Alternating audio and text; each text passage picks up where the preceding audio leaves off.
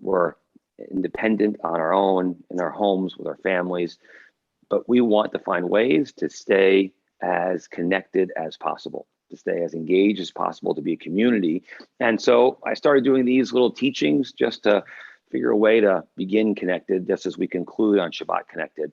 And what was really beautiful is that my friend Dan Nichols joined me last week. And then from there, realized it would be nice to bring some special people who are part of my life into your lives, or maybe their platforms will share me with their people too, if that makes sense.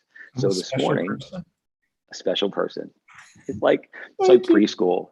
So it's preschool, it's special person day. My special person today is Rabbi Stephen Hennison Moskowitz, my older brother, who is a rabbi in New York on Long Island at Congregation Lador Vador. And he has been a rabbi to me as well, as he was ordained in 1991. So nice. Don't interrupt me, Steve, when I'm saying nice things, but the opportunity for us to teach together. And he and I have been talking, well, pretty much every day, not just through this pandemic, but most of the time, and sort of navigating this together, and thought it would be really nice to do some teaching together. So with that in mind, I'll let my brother introduce himself and say some nice things now, if he wants, or not. Oh, I didn't know I was supposed to talk. I was supposed to talk now. You can say anything you want, Steve. Well, I love the fireplace chat thing. That's really nice. That's good. Got that from FDR. Yeah, that's good. That's good. It's a nice thematic approach. So it's great to be here and to join you. First of all, Mike and I, we talk just about every day, I think, and regardless of the situation in the world, and we're always bouncing ideas off of each other. So we thought, hey, this would be a great opportunity to share some things with you. And so I love hearing from Mike, and I love learning from Mike as well. And so let's get right into it, don't you think? I think so. Thank you. So one thing our congregations don't realize, that when we refer to Rabbi Moskowitz in the third person in our teachings, we're often teaching from the other one, maybe sometimes. But the idea is that we do teach each other and share with each other. And we thought we wanted to delve into prayer this morning. Last week, I talked about Moda Ani and how that's been a meaningful prayer for me. But I wanted to sort of challenge my brother with something we often talk about, and the idea of how prayer is effective or how it's not, and the difficulties we both find at times with prayer, but also how it helps. I think sometimes our congregants assume that it is something that we know how to do perfectly, and that we're always doing, and reflective and thoughtful. But the honest answer for me, is that it's something that is difficult and challenging. And but I think we're blessed because we have a lot of different avenues to take in the ways that we can pray as Jews. So I'm going to ask my brother that question. How do you, in general, find prayer as something, as a leader in the congregation? Is it something that works naturally for you, or something that you have to work at as well? I think the biggest challenge, so we've talked about this often, but the biggest challenge of prayer is that it becomes too habitual.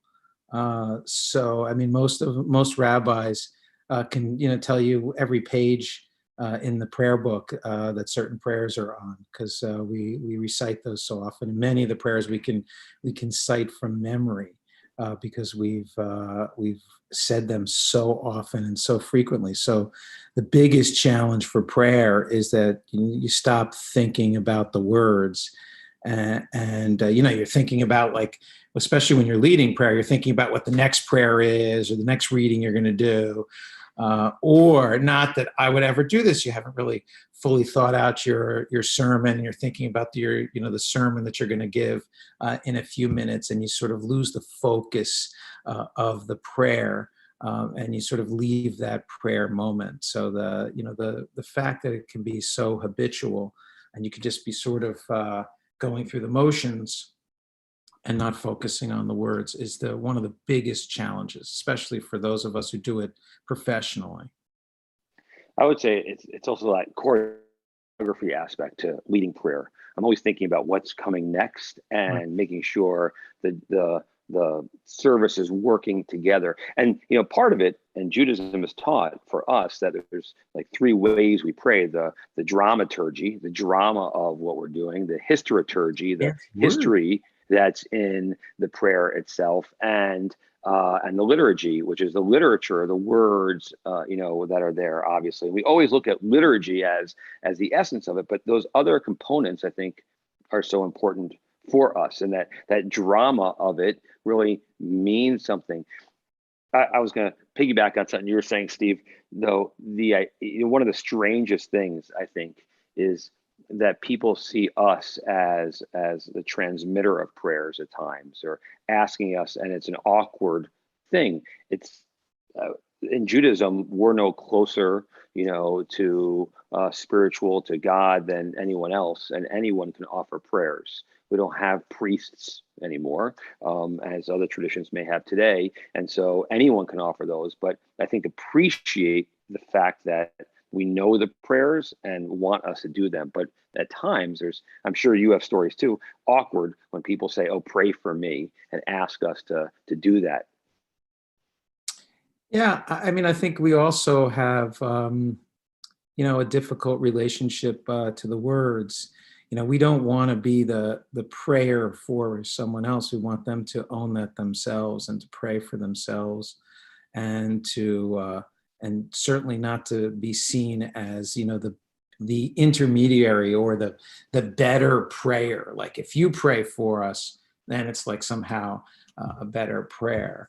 I do want to help people and certainly support them, but it is an overwhelming feeling and sense of responsibility.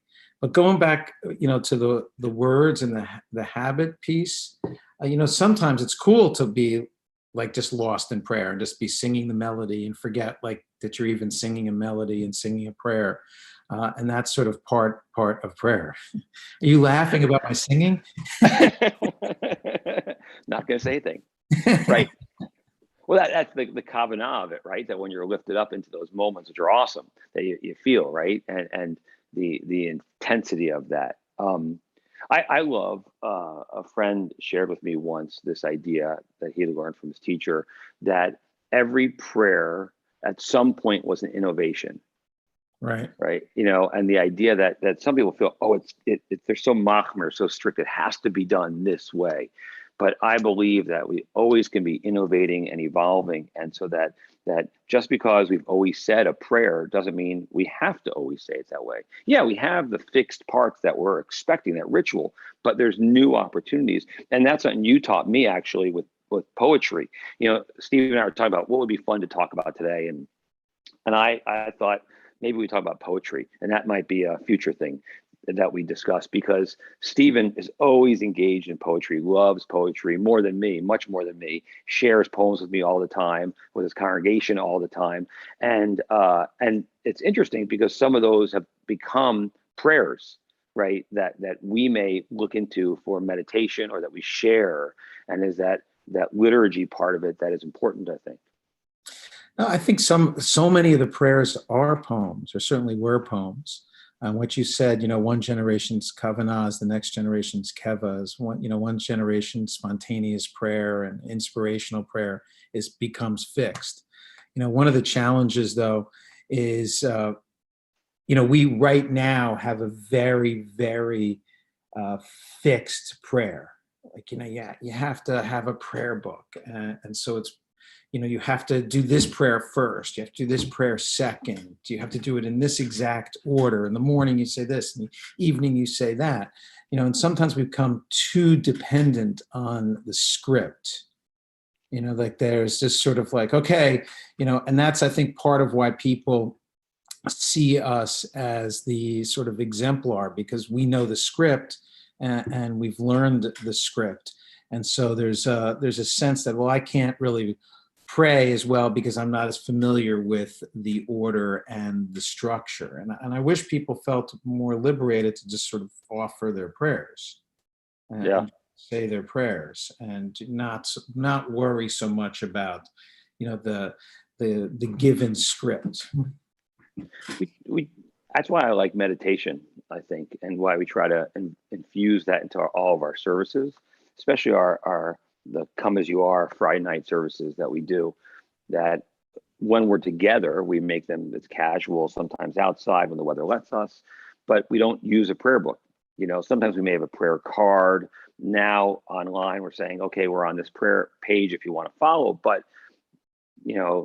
Cantor will just sing a nigun and we'll meditate with that nigun. And for me, those are the most spiritual, uplifting, reflective times, But, right? see, yeah, but part of the challenge is like, I mean, I love that, and I love the creativity and the innovation, but what makes something feel like an authentic, Jewish prayer experience? And so if you completely let go of the script, then it loses its, rootedness, and loses the sense of, Jewish authenticity. I mean, I think part of it, Hebrew can just help, like if it's in Yeah. Hebrew, even if it's not part of the traditional prayer, that does for American Jews often elevate it to feeling more authentic and more Jewish. But that's the challenge. Like, we do have a script, and that is what makes it Jewish. I mean, think about 30 years ago, for you, 34 years ago, when we lived in Israel and you'd go to Kol Neshama for services, right? And I didn't know what was going on. So this is a Reformed synagogue in Jerusalem where it's mostly in Hebrew, but it's all nigunim. It's all just singing. And then suddenly you'll hear them chanting the Avot, V'imahot, right? And so you find that, which is what you're familiar with, but it was the idea of these nigunim with guided meditations that I still resonates with me, and I love to take that piece of my learning and experience and bring it out. And do you think that just to challenge you a little bit, like if you said, like, what was sort of my best prayer experience? I've often thought about this. More often than not, it's camp or Israel. It's someplace outside. It's so interesting. It's outside of the sanctuary and in a place other than where I regularly do prayer.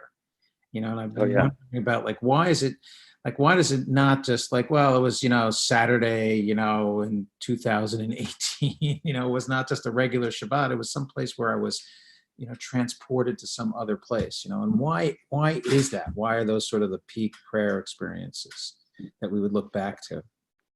I would say for me, often, well, camp definitely, and so there's the music piece and the community piece. So music matters so much. It's the idea of the things we sing together at camp, and the way we do that, and how everyone is participating in it is so.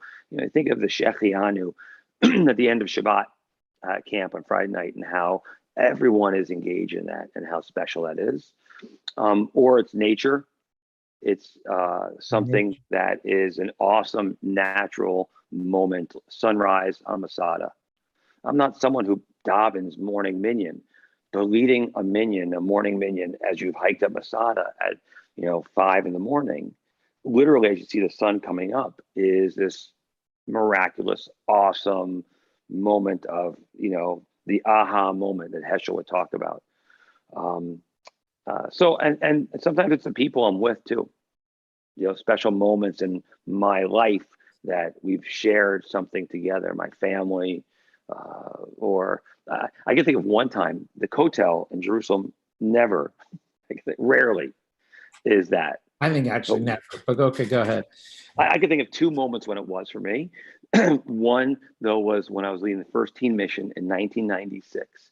And we were in the back of the Kotel Plaza, wanted to do an evening, it was Kabbalat Shabbat service. And one of my staff, my female counselor who is Orthodox from Efrat. And so she was always challenging me as a Reform rabbi, an Orthodox woman, but becoming more progressive in her own thinking. And so this is the last Shabbat of the summer. And so I wanted to do this in the back of the Kotel Plaza. I thought maybe we could get away with it back there. The police came over to us right away, try to break it up. And so I went to turn and talk to the police. And she said to me in Hebrew, "Rabbi, I got it covered. Don't worry." And she went and distracted the police as we had this awesome 5 minutes of prayer as a community. And for me, it was it was this rebellion kind of experience too, but it was just very special that someone Orthodox appreciated what we were doing, and it resonated with her too. And she wanted to validate us in that way. I know we're running out of time, so we might have to continue this, but one of the things to reflect on in that experience, it often happens to us that we run out of time. The you know, Part of why the Kotel has not been a positive prayer experience is because there's someone telling me what to do and someone telling me where to stand. And more importantly, I can't stand with my wife, Susie, or my daughter, Shira, at the Western Wall, and someone imposing that. And so I just worry so that means that prayer needs to be in some ways liberated from outside structures and outside rules in order to be, that freeing prayer experience. So I worry, like we're always standing up there and say, stand up, sit down, page 20, read responsively. How much of that is that too much of an imposition in terms of providing people with a freeing experience of prayer? Interesting.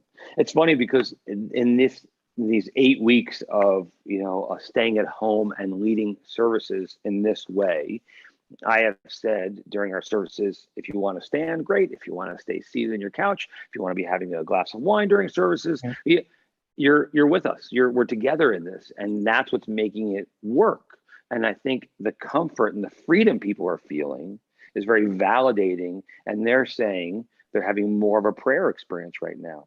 And so the question is, how do we take that from here into our lives after this time of our sheltering in place? Yeah, but the other piece about it is people need prayer far more now.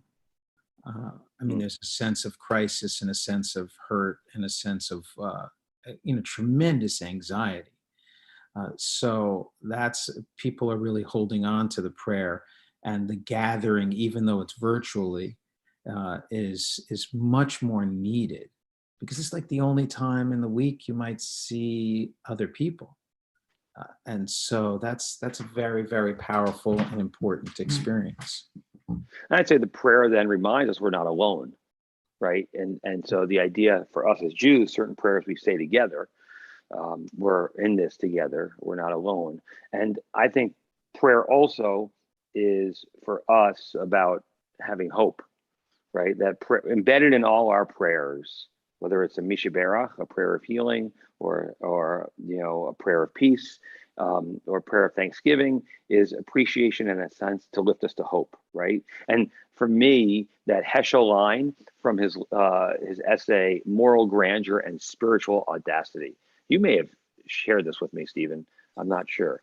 But prayer might not save us, but prayer might just make us worth saving. Awesome. Prayer might make us worthy of saving, right? And so the idea is that we're not being saved because I said this prayer correctly, but it helps me think about what really we value and what matters and what is the priorities that we need to have in our lives. As you said in your Torah commentary last week, the idea of all these descriptions of our holidays, but the Sukkot one about that leave the corners of your field unharvested. The idea that the ritual and the prayer is to remind us of what we have to be doing for other people, that prayer makes us worthy of being saved.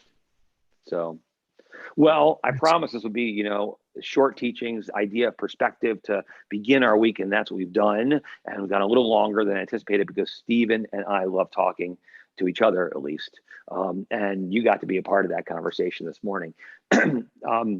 A few Shir Shalom announcements, and then I'll let some Lador Vador announcements, Steve, if you want to. Okay. Next Monday morning, on Monday Morning Musings with Rabbi Michael Moskowitz, my guest next to me will be the ultra-Orthodox Rabbi Mike Moskowitz, the foremost advocate in the LGBTQ plus community, especially coming from his perspective, his community. Very interested and excited to be having a conversation and studying with him next Monday. Tomorrow at noon, I think, Stephen, is your class tomorrow at noon as well? Tomorrow. Okay, good. Balance between both. At noon at Temple Shir Shalom, Rabbi Daniel and Benny, our guide in Israel, are doing the virtual tour of Israel. We'll be doing the Temple Mount in Jerusalem tomorrow with Benny and his drone. They're live sharing with us. If you want the Zoom link, you can shoot me a message. And Stephen's learning tomorrow is? At 1:00 on Zoom. Lunch and Learn, Parshat Shavua, Torah portion of the week. Excellent. And tomorrow night is Judaism 202, that class with me at 7 o'clock for those who are registered. If you're interested, shoot me a message. I'll tell you more about that. And Wednesday night is trivia night at Temple Shir Shalom. Games, prizes. Woo! It's going to be barroom trivia. Come in with a team and we'll have lots of fun. Hey, thank you everyone for being a part of this, for jumping on board, and tell us what you think. Give us ideas. I think Stephen and I will be doing more of this together because we have fun, and it's a great way to connect with you and with each other. So Boker Tov, make it a great day. Boker